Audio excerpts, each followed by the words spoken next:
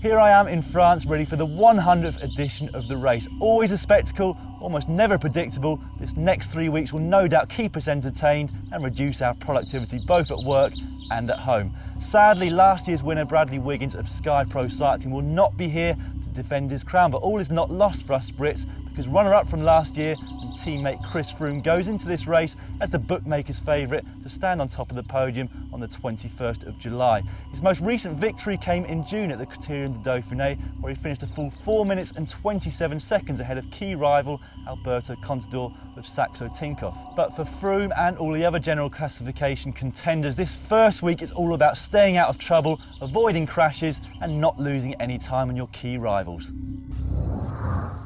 The key stage from week one of this year's race is stage one, which takes place on the island of Corsica. This 213-kilometre stage has a highest point of 147 metres, and this is where the only categorised climb of the day comes. Whoever crosses that line first will be on the podium at the end of the day, wearing the polka dot jersey as best climber. And likewise, whoever crosses the finish line first will not only be a stage winner, but also be wearing the yellow jersey on that podium. The Germans Marcel Kittel and Andre Greipel will be vying for the stage victory, but the favourite has to be Mark Cavendish of Amiga Pharma Quick-Step.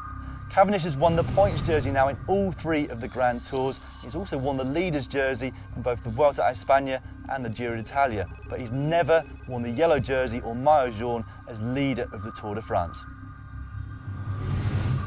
Cavendish now has over 100 career victories, and 23 of those have come in the Tour de France. That's 67% of the record 34 stage victories which the great Eddy Merckx took through his career.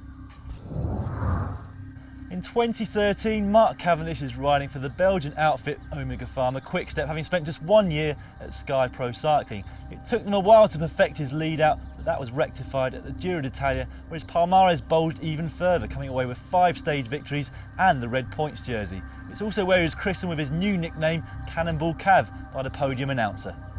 At 1m75 and 70 kilograms, Cavendish puts out a maximum power in the region of 1500 watts in the sprint finishes, or 21 watts per kilogram. There seem to be a lot of sprint finishes on the cards at this year's race, so if he wants to win a second green points jersey, Cavendish will need to be consistent over stages 1, 6, 7, 10, 12, 13 and that final stage into the Champs-Élysées in Paris. There's also an intermediate sprint on each of the road stages, and Cavendish will need to expend some energy here because there are a lot of points on offer. And although it won't be in the forefront of his mind, if he does come away with the green jersey, he'll also come away with €25,000. Chris Froome will start this year's Tour de France as one of the main favourites for the overall title, and from that point of view, it's incredible to think that before this year's Tour of Oman, he had never won a top-level stage race. His progress this year has been incredibly consistent. He won in Oman and went on to take victories at the Criterium International, the Tour of Romandy and the Criterium du Dauphiné. His only deviation away from the top spot of the podium was at Tirreno Adriatico in March, where he finished second behind a certain Vincenzo Nibali. At 28 years of age, Froome is now entering the prime of his career.